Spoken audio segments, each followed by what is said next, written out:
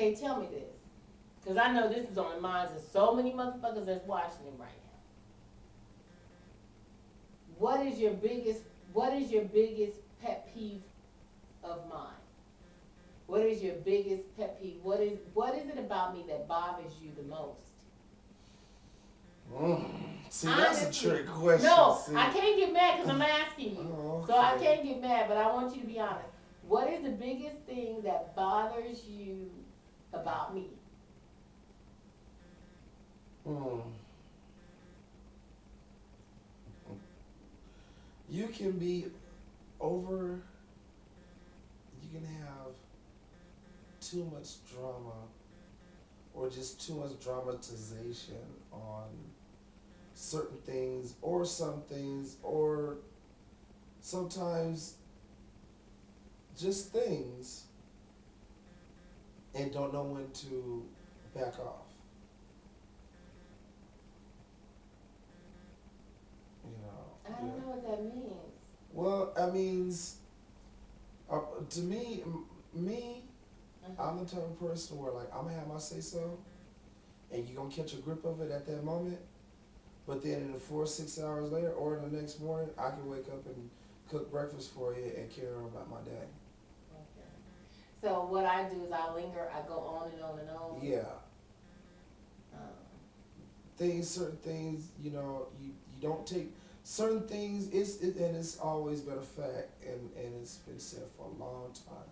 Certain things you don't like, you don't want to take to bed with you, and certain things you don't want to wake up from the previous night. You know, just like you know, as a professional person tries to keep his work at work and his home at home. You don't, mix the two, and you don't, cross the two over. And that's the same thing with certain things in a relationship.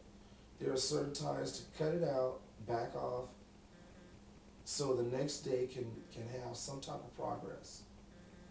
Because if you linger on something from the past day or two, 3 days ago or something, you'll never ever move the hell forward. When does the next day become? Or do we stay in this week for the next month? okay. Or do we stay in this month for the So next year? basically, so basically, I go on and on and on. Yes. And instead of just, okay, we had an argument, it was yesterday, leave that Mhm. shit with yesterday, today is Thursday, Yeah. what's happening on the day? Yeah. Okay, I got you. What is the most touching time?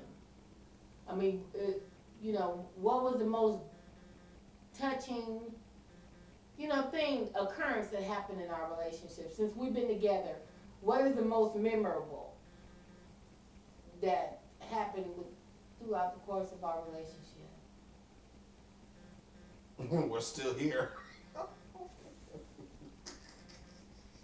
That's touching, nigga. For real? That's touching. Am I not explaining it right? Oh, jeez.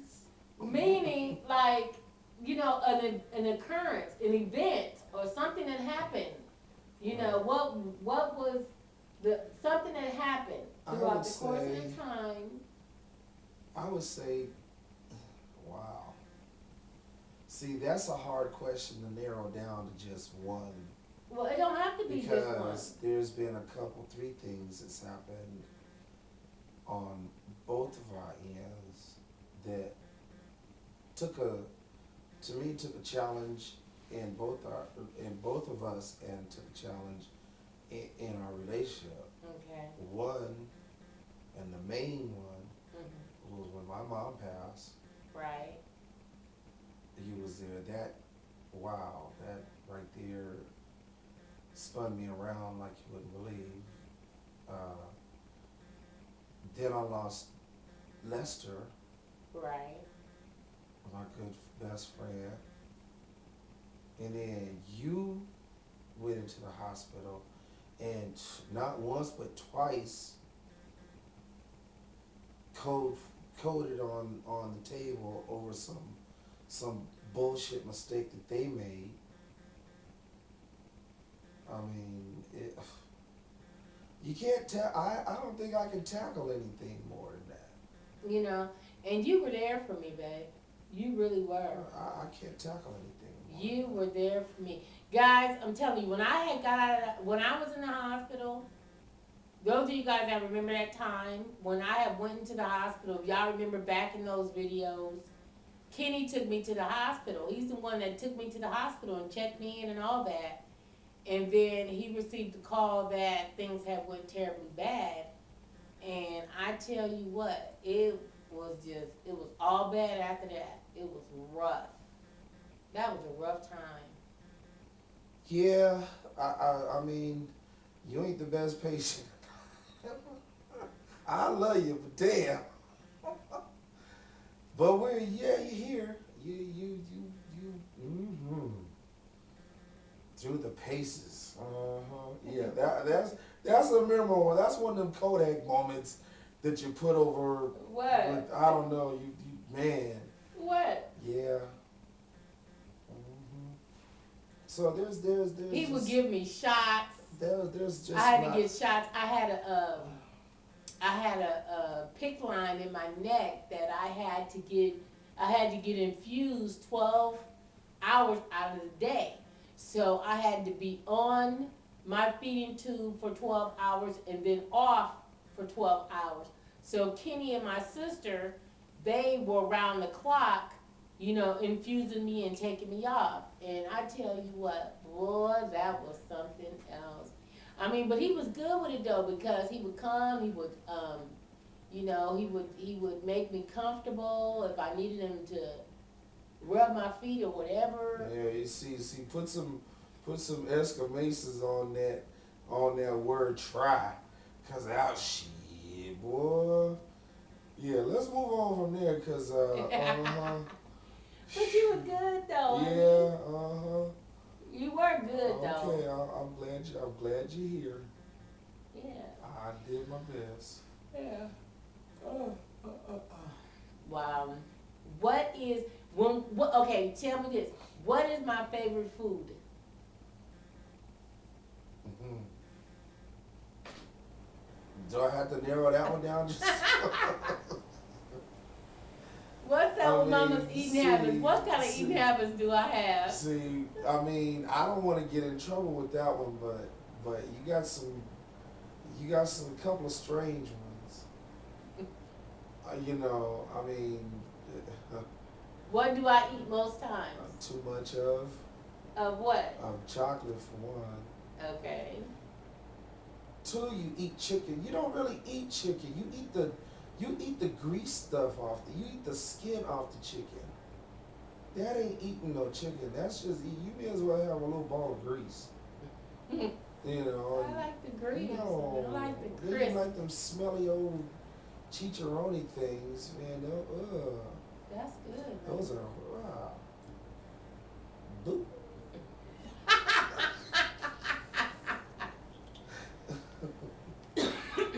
Wow. I can't get with those right there. Tell me this. When we go out amongst, you know, like if we go out to a jazz festival, concert, or wherever we go, does it bother you when people approach me? There's been a time or two that it has, for the simple fact they seem to don't want to recognize, or seem to can't recognize, or just don't fucking give a damn that you got somebody on your right arm. Right. Okay, those who don't recognize or didn't recognize, I can forgive you in a certain way. Those who just don't give a fuck, well, I tell you what, bend a corner and don't let something fall out the sky on top of your fucking head. Right. Okay, because that disrespect shit, I don't play that game. Especially I don't play it with dudes. Right. I wouldn't go there, you know, myself to have the same thing happen to me. So I'm definitely not gonna let that fly by because that's something that will raise my hair and it'd be an ugly situation. And, you know, I'll have to have somebody put something on my books and all that kind of shit. Wow.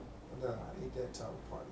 But does that happen quite often though? It's happened enough times to where now it's like, okay, let's see how this one rolls. I play it by ear. You know, I really do it. Even now, I just play it by ear. Let me see how this person reacts to this and that, or do I have to you know? Well, you've been my bodyguard for a lot of motherfucking situations. You've had some freaky weird ass niggas, or one that called and weird. Ooh, I'm starting to cramp in my leg. Oh, yeah, we gonna have to. Oh. You straight? That's where my sciatic is, and it's in my hip, and I got my legs spread, and it's in my. Okay.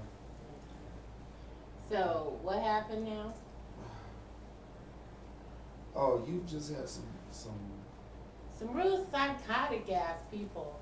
You know, I mean, it's okay. I mean, don't misunderstand me. I mean, it's cool when we go out places and, you know, people might notice me or recognize me from something. And it's funny because, babe, I don't know. Some people can be really, really cool, and then some people can be just wow. Yeah, and those are the ones that can be a little disrespectful, and I just let it be known, you know. Sometimes I'll just go ahead and introduce myself, you know. Yeah. Let that person get notation, you know, because I think that's a calmer way to do it than just, you know, snatch a nigga to the side, say, hey, you know, that's my such and such, whatever. Just you know, formally introduce myself as, you know, such and such, you know, how you doing, you know, keep it moving. Right. How do you feel about me making YouTube videos? It's a roller coaster ride. Is it? It is. Because it's grown into different variations now. It's grown into, well, not only a conversation piece, but it's a variation of conversations that happen on and with these YouTube videos. It's all about life, true indeed, but there's some things in life that some people just don't need to know about. Right.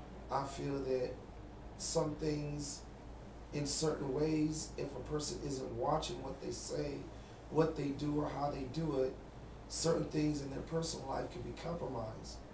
Their security can be compromised. It's already been a proven fact. Yeah.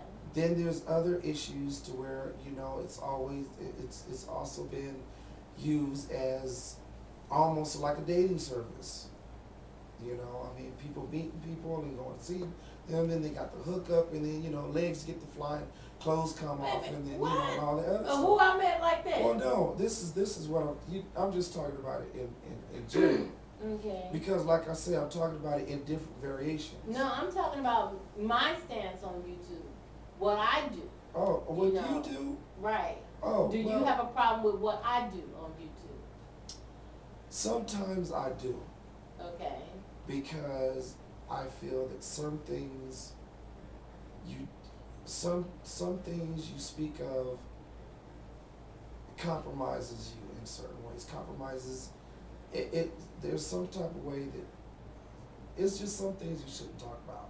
Some things I think that the information given, other people can use against you, to hurt you, to hurt us, to hurt me, to hurt your surroundings. Right. That's already been a proven fact. Right. So I mean, you know, it's some really crazy but listen, motherfuckers the on the ones that, and see, this is another issue that I have with it, is the ones that take the time out to find bullshit to bring up and come back on a on a on a, you know, I guess a cybernet, and opinion is everybody's thing. Everybody's gonna have their opinion, but you don't involve children.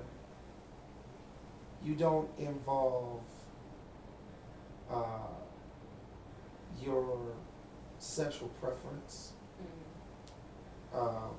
You don't involve a whole lot of. Well, my sexual preference is. No. When I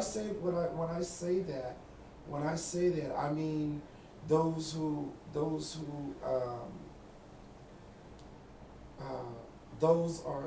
the ones that are just too goody two shoes about, you know. I mean, whatever your sexual preference is, that's what you enjoy. Right. There are some that have their opinion on it, and that's what they should leave it as. Right. I think there are some that go too far, and it becomes hurtful. Right. Then it becomes a prejudice. Mm-hmm. Okay, because you're stepping beyond the boundaries of just an opinion. Right. I mean, but you know what? I mean, it's like now, it's like, you know, it doesn't bother me anymore. It doesn't bother me anymore because it's like now, the same shit is being perpetuated. The same shit is being said over and over and over and over and over again. Right. My biggest issue is I mean, what you talk about, you know, in a subtle way is fine. What I don't like is sometimes you might not know it and might not, you know, feel it at that moment, but I feel that there's sometimes at certain times that you say compromises where your whereabouts could be, where your family could be at, you know, and things like that. And I've taken notation on just a little, because there are idiots out there that will dissect, you know, what you just said. Well, I'm such and such and such. They'll take that shit right there, dissect it. Oh, well, oh, really? Right.